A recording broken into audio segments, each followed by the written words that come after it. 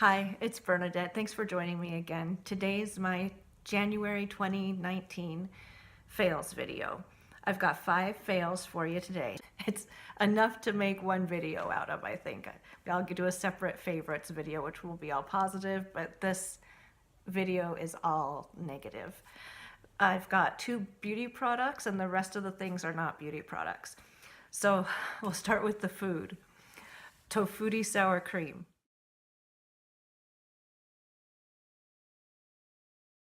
I'm severely lactose intolerant. There's one grocery store near my home that sells the Green Valley Organics lactose-free real dairy sour cream, and that's what I would usually get.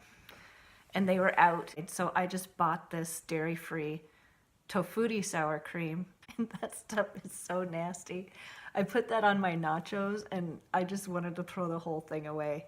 Never again Tofutti sour cream. That does not taste anything like sour cream. That is just gross. And sorry to any vegans out there who live off that stuff. If you like it, fantastic, but that is not for me. No way.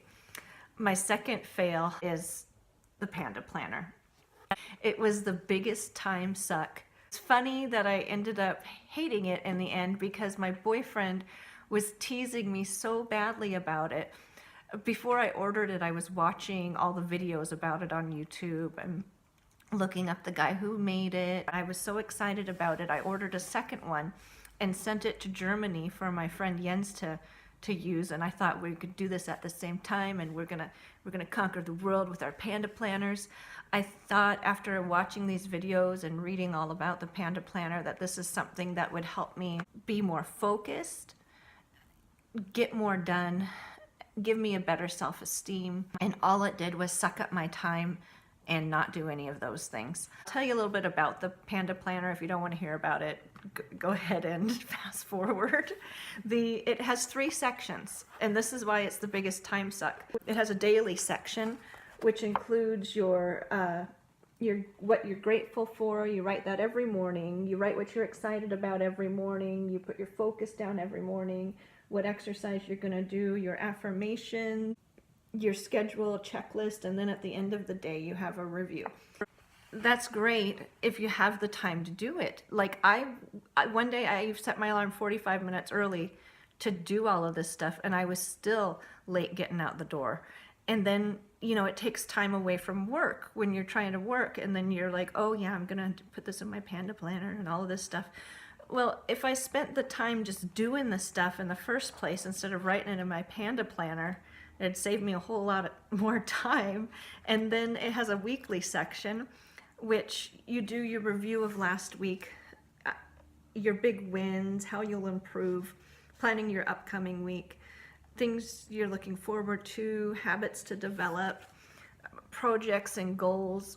And then it has a monthly section as well, which is like a basic desk calendar, but it also includes stuff about goals and your review of the month. For someone who's more chronically ill than I am, this would be fantastic because maybe they have the time if they're mostly in bed or mostly can't do anything. Their goals are like taking 10 steps, and you have the time to write down about what you're thankful for and all of this, and you're so thankful that you took the 9 steps yesterday and you're going to take the 10 steps tomorrow. But for me and my life, I would rather spend that extra hour and a half a day doing the actual stuff than writing it down in the Panda Planner. So I'm sorry, Mr. Panda Planner, but that was a big fail for me. My next fail, and I hate this is wrecking my No by Year plan, because I tried so hard to make this Pure Baradol foundation work. And I tried using it with 2 different brushes. I tried using less. I tried building it up. I tried it with powder. I tried it with no powder and just with setting spray. I tried it with a beauty blender. I tried it mixed with a 1 drop of facial oil. I've tried everything, and no matter what I do, this is just a disgusting, cakey, pasty mess. I'm just done with it. I don't like using a powder foundation every day. I've got another powder foundation open, and then I've got a backup powder foundation that is also this brand. That's a mineral foundation. And then I've got a sample of Bare Minerals foundation, but I don't care for it.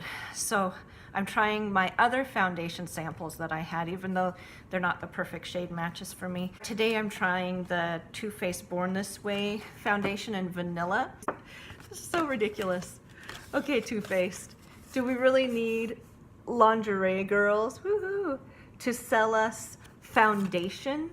Maybe have someone with maybe some cystic acne, with her face with no makeup on one side and the makeup on the other side, and maybe someone who has a lot of fine lines and wrinkles, and show us how the foundation performs. This doesn't make me want to buy the foundation in any way. This is just doesn't tell me anything about the foundation. It's just like, okay, here's some of what society thinks is beautiful. Buy our foundation. The performance of this foundation so far has been really good today. I wore it yesterday too, so I'm testing that out. I've got this Sephora one, and I've got this Estee Lauder double wear. I've used the double wear before. I don't remember liking it, so we'll see. But there's other foundations I'd like to try that, and what I'll do is I'll go into Sephora and get my 3 samples of the three I want to try the most that I haven't tried yet, and then I'll make a decision about the foundation I'm going to purchase and purchase it, irrespective of the cost. Because what got me was I had tried a sample of the It Cosmetics Bye Bye foundation, and I liked it. I went online to buy that foundation, and so I was looking online, and that day that I was going to buy that foundation, Ulta had buy one get one free on Pure Cosmetics powder and liquid foundation. So I went onto YouTube and I watched 3 different reviews on this foundation, and they were all good. Well, now what I should have done is went and looked and saw if these people reviewing the foundation had affiliate links. Now I know better, because this foundation it's pretty much unusable for me. I am just pissed about that foundation. And if this Pure Mineral Powder foundation doesn't work out, I'll have felt like I lost all my money. If it does work out, I'm okay with it, because then it was buy one get one free, so it's like I paid full price for one decent product. I won't even be opening that until I'm done my Clinique powder foundation.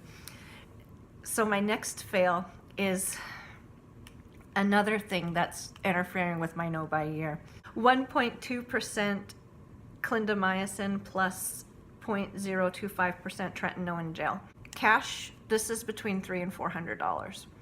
With insurance, I pay $70 for that. I had tried this a little while ago, and it made me break out, and I thought that it was because I was using a salicylic acid cleanser at the same time I was using this. So I stopped using this for a while and went back to Differin, and then I started using this again for a couple of weeks, and now I'll give you a close-up. It's all covered with makeup, but now I'm all broke out, and I think it's because of this. So I'm going to eliminate this from my routine. I'm not going to throw it away completely just because of how expensive it was, and see what happens, and go back to my good old standby Differin. But that's how much Differin I have left. So that's my last of any retinol product that I have in the house. So if this is empty and I try my other nighttime beauty treatments that I've got on backup and it's not working for me, I'm gonna have to break down and buy something like this to get my skin better. And it sucks because I was hoping I could finish this whole tube and then finish this and then buy it. I was thinking it would be like March or April till I bought a beauty product, not February. I'm disappointed about that. I had the idea of doing this combination of skincare because Hot and Flashy, Angie from Hot and Flashy, had ordered one from an online delivery place. It was an online thing where you take pictures of yourself and you send them in, and then they prescribe a real dermatologist prescribes whatever for you, and what they were prescribing for her was a clindamycin with tretinoin. And I was like, oh, well, I think they make that. And I talked to my doctor, and she's like, yeah. And so I ordered it. And the reason why I didn't order it from the online thing that Angie orders it from is because I cannot stand those repeat automatic delivery things. Maybe I'll put it on the back of my hands. I know the clindamycin won't do anything for, I don't have acne on the back of my hands, but the tretinoin is anti-aging. Oh, I'm gonna put it on the back of my hands. I'll do that. The last fail is Nordstrom's. My no-buy year for clothes started January 1st. This all happened in December, and then the last straw of it happened in January. I bought some stuff at the Nordstrom's rack, and one of the things was some pants that were too long. And I'm checking out, and this lady is like, oh, do you shop at Hot Look, blah, blah, blah, the checker.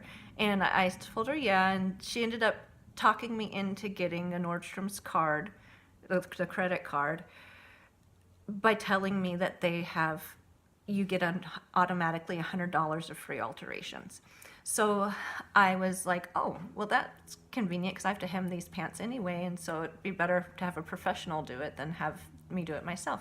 We come back to Washington, and then a few weeks ago we went to Nordstrom's. I waited forever for the lady to come and measure me and pin my pants, and the reason was that she was called to come see me, and then she took 3 people that came after me before me.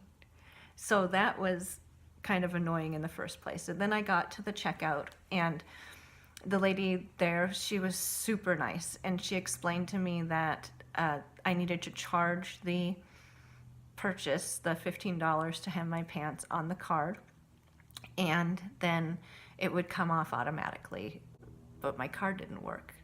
I just charged like $400 worth of clothes on it in Florida, and it had a $5,000 limit, and I paid off the card completely already. As soon as we got back to Washington, I got online and I paid that card off 100%. So there was a zero balance of $5,000 limit.